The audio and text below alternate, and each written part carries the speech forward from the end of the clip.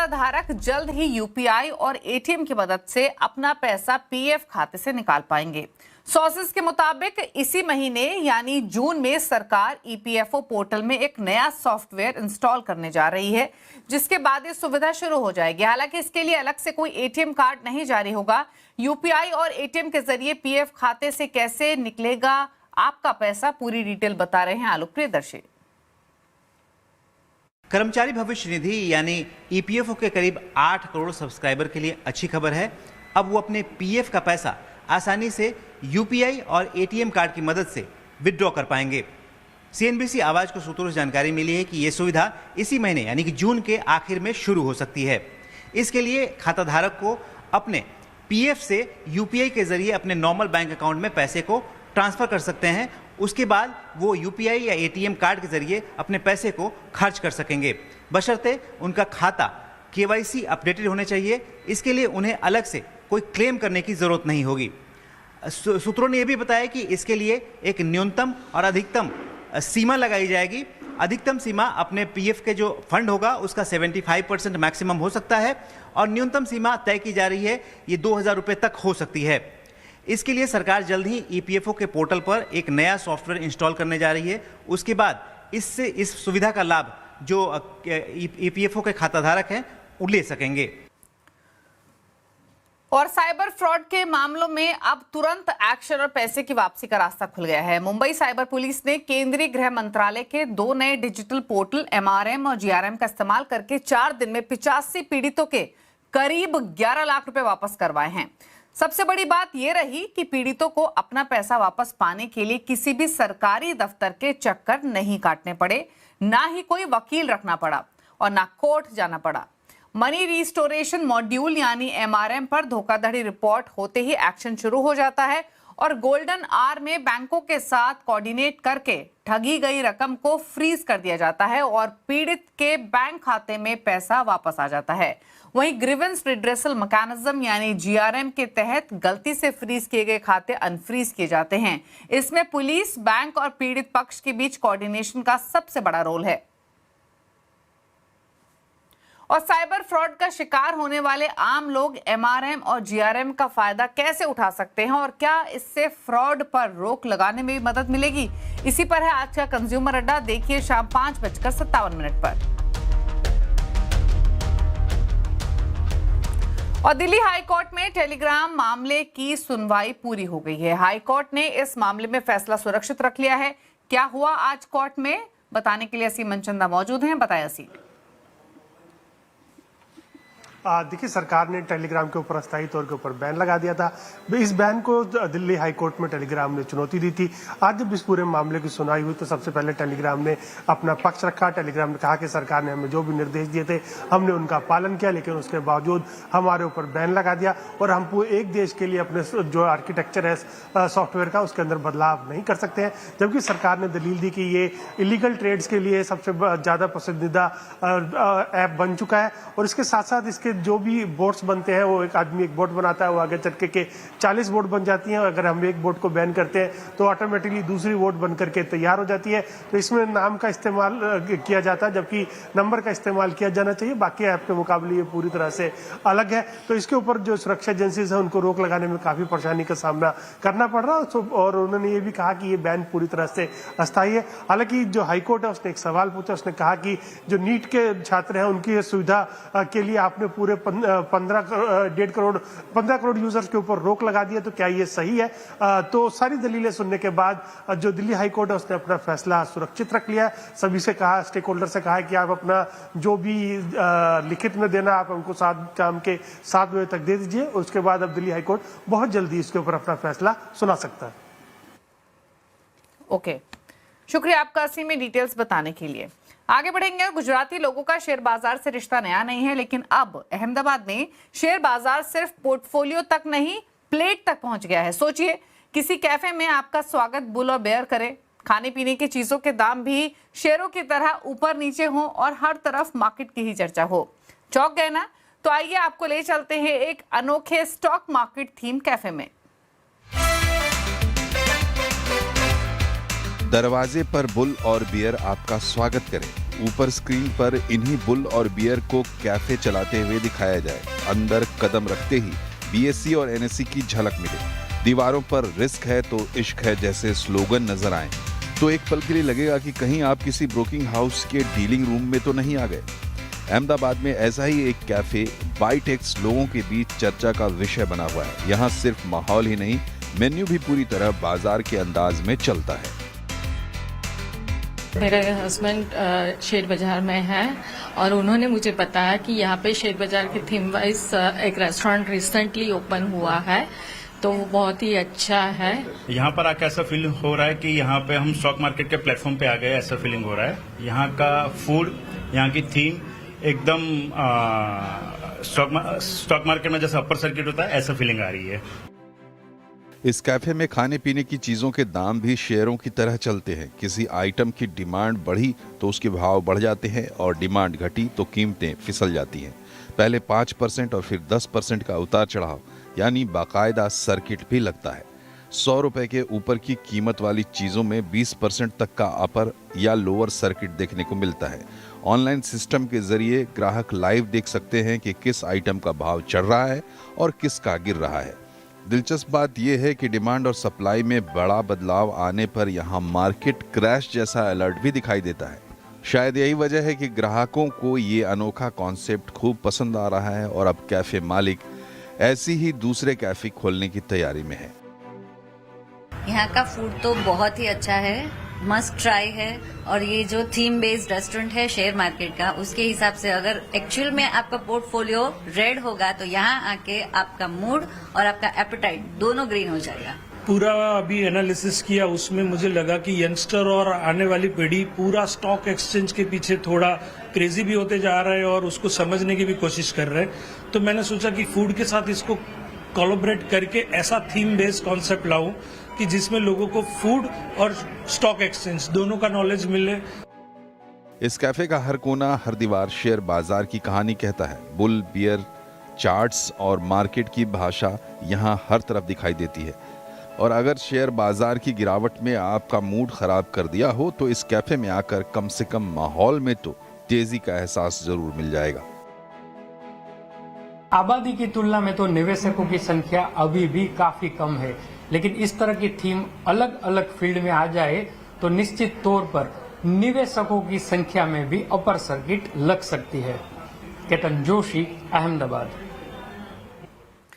और उद्धव ठाकरे की शिवसेना में टूट की अटकलों पर दिल्ली में हुई पार्टी की बैठक में नहीं पहुंचे 6 सांसदों ने बगावत पर मोहर लगा दी है। दरअसल आज शिवसेना यूबीटी संसदीय दल के कार्यालय में पार्टी की अहम बैठक हुई।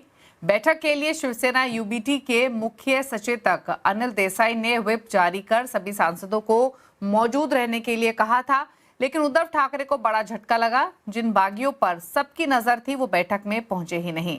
शिवसेना यूबीटी के 6 सांसद बैठक में नहीं पहुंचे, सिर्फ 3 लोकसभा सांसद ही बैठक में शामिल हुए। अब इस बैठक में नहीं पहुंचे सांसदों को कारण बताओ नोटिस जारी किया गया है। इधर संजय राउत ने कहा है कि इस बार की गद्दारी एकनाथ शिंदे और बागी सांसदों को बहुत महंगी पड़ेगी। पार्टी का आदेश नहीं माना है तो अभी उस मुताबिक हम उस बारे में जो भी एक्शन लेनी है वो एक्शन की शुरुआत हो गई है।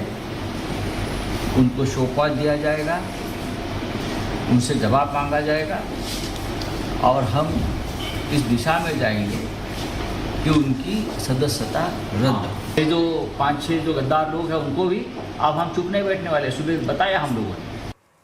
और ऋतव्रत बनर्जी मामले में कलकत्ता हाईकोर्ट से टीएमसी को बड़ा झटका लगा है। दरअसल टीएमसी में फूट के बाद ऋतव्रता बनर्जी को विधानसभा में स्पीकर की तरफ से विपक्ष का नेता बनाया गया, जिसके बाद ममता बनर्जी के खेमे ने कलकत्ता हाईकोर्ट में इस फैसले को चुनौती दी थी। मामले पर सुनवाई करते हुए कलकत्ता हाईकोर्ट ने स्पीकर के इस फैसले पर रोक लगाने से इनकार कर दिया।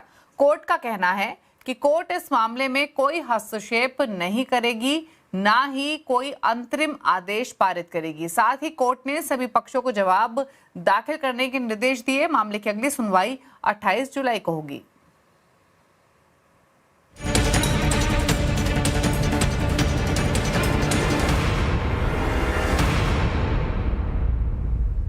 और फ्रांस से पूरी दुनिया के लिए आज बहुत बड़ी खुशखबरी आई। अमेरिका और ईरान के बीच शांति समझौता हो गया। अमेरिकी राष्ट्रपति डोनाल्ड ट्रंप और ईरान के राष्ट्रपति पेजेश्कियान ने एमओयू पर साइन किए। इसके बाद खुद डोनाल्ड ट्रंप ने चिल्लाकर यह गुड न्यूज पत्रकारों को दी। इससे पहले ये डील 19 जून को जेनेवा में साइन होने वाली थी। ये समझौता दोनों देशों के बीच करीब 4 महीने से जारी तनाव और सैन्य टकराव को खत्म करने की दिशा में बड़ा कदम माना जा रहा है। इस शांति समझौते में क्या है, इस पर ज्यादा डिटेल के लिए हमारे साथ हैं हमारे economic policy editor Laxman Roy. Laxman, बताएं। जी बिल्कुल, पिछले 108 दिनों से जो हालात बने थे, यकीन नहीं हो रहा था कि इस डील पर दस्तखत होगा, लेकिन आखिरकार कभी हाँ कभी ना करते हुए डील पर दस्तखत कर दिया है डोनाल्ड ट्रंप ने भी, और ईरान की तरफ से भी दस्तखत हो गया है।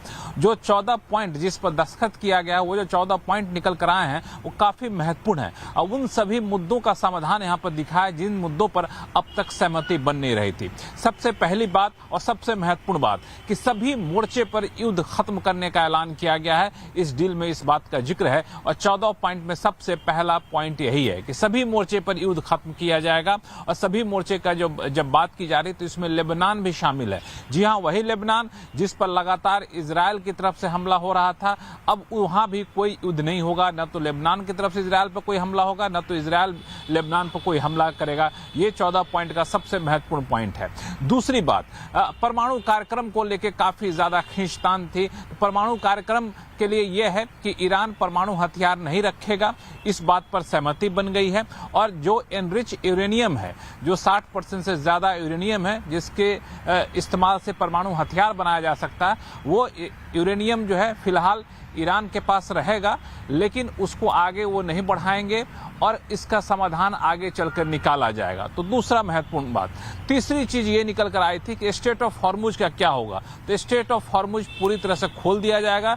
इस पर कोई टोल टैक्स या टैक्स जैसी चीजें ईरान नहीं वसूलेगा। 30 दिन के भीतर स्टेट ऑफ हॉर्मुज को पूरा सामान्य कर दिया जाएगा, इसका जिक्र किया गया है। अमेरिका की तरफ से जो नाकेबंदी है वो भी 30 दिन के भीतर पूरी तरह सामान्य कर दिया जाएगा, इसका जिक्र यहाँ पर किया गया है।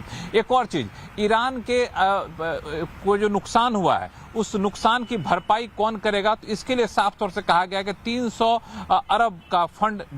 अरब डॉलर का एक फंड बनेगा जिससे ईरान का पुनर्निर्माण किया जाएगा। और एक आखिरी बात बता दूं जो काफी महत्वपूर्ण है, वो ये कि ईरान के ऊपर जो भी पाबंदियां लगी थी, चाहे संयुक्त राष्ट्र संघ के प्रावधानों के तहत या फिर अमेरिका के द्वारा, सभी पाबंदी हटा दी जाएगी। ईरान के जो भी संपत्ति, जो भी खाते अमेरिका ने जब्त कर रखे थे, वो सारे खाते हटा दिए जाएंगे और ईरान से केमिकल, पेट्रोल जैसी चीजें का एक्सपोर्ट हो सकेगा, उस पर कोई पाबंदी नहीं रहेगी। तो इन शर्तों के साथ इस 14 पॉइंट की डील पर दस्तखत दोनों पक्षों ने किया है और 60 दिन के भीतर अंतिम डील पर दस्तखत किया जाएगा। और दोनों पक्ष राजी होते हैं तो 60 दिन की समय सीमा को आगे बढ़ाया जा सकता है। और ईरान और अमेरिका में एमओयू पूरा हो गया है। अब सवाल उठ रहे हैं कि आखिर इसमें मिला क्या। आवाज अड्डा में आज हम इसी पर चर्चा कर रहे हैं। डील डन, किसे क्या मिला, जरूर जुड़िए शाम 7:57 पर। हावड़ा में दुनिया का सबसे बड़ा सोलर पार्क बन रहा है, जहां 14 गीगावाट रिन्यूएबल एनर्जी का उत्पादन भी हो रहा है। करोड़ों सोलर प्लेट वाला ये पार्क कैसे काम करता है, ग्राउंड जीरो से बता रहे हैं हमारे संवाददाता केतन जोशी।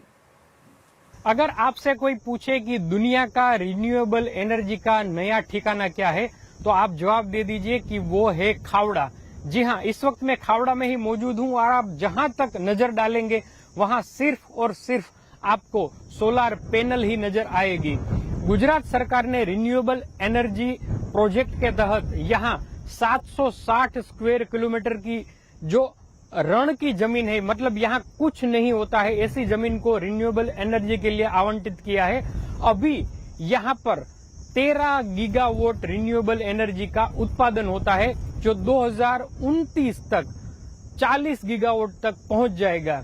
ये कोई सामान्य प्लेट नहीं है जो आप सोलार की प्लेट देख रहे हैं, और उनके ठीक आगे जो आपको दोनों छोर की ओर से जो व्हाइट ड्रम दिखाई दे रहे हैं, वो रोबोट है। जैसे ही सूर्यास्त हो जाएगा, रात को ये रोबोट चलना शुरू हो जाएगा और इस पैनल के ऊपर जमी जितनी भी डस्ट है वो हटा देगा। इसको पानी की आवश्यकता नहीं है और उस रोबोट को चलाने के लिए उनके ऊपर भी एक प्लेट लगी हुई है।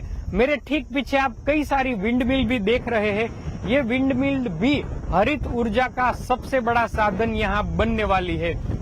अभी अदानी एनर्जी है वो सबसे बड़ा यहाँ हरित ऊर्जा उत्पादन का कार्य कर रही है। साथ ही साथ गुजरात सरकार की कंपनी और एनटीपीसी भी लगी हुई है और आने वाले समय में रिलायंस है वो सबसे बड़ा यहाँ एक एनर्जी पार्क लगाएगा जो इस कुल कैपेसिटी से भी बहुत बड़ा बनने जा रहा है। ऐसी बात सामने आ रही है। तो हम कह सकते हैं कि जो 2030 तक 500 गीगावाट रिन्यूएबल एनर्जी उत्पादन का भारत सरकार ने लक्ष्य रखा है, उसकी नींव इस खावड़ा में आपको दिख जाएगी। केतन जोशी, खावड़ा, कच्छ। बचत हो या निवेश, इसकी पहली सीख अक्सर हमें पिता से ही मिलती है। पैसे की अहमियत, डिसिप्लिन, इन्वेस्टमेंट और फ्यूचर प्लानिंग के असली गुरु होते हैं पिता। तो इस फादर्स डे याद करेंगे पापा के समृद्धि मंत्र और जानेंगे वेल्थ बनाने का फॉर्मूला। देखिए हमारा स्पेशल शो शाम 6:27 पर सिर्फ CNBC आवाज पर। और इसी के साथ इस बुलेटिन में तो इतना ही। नमस्कार।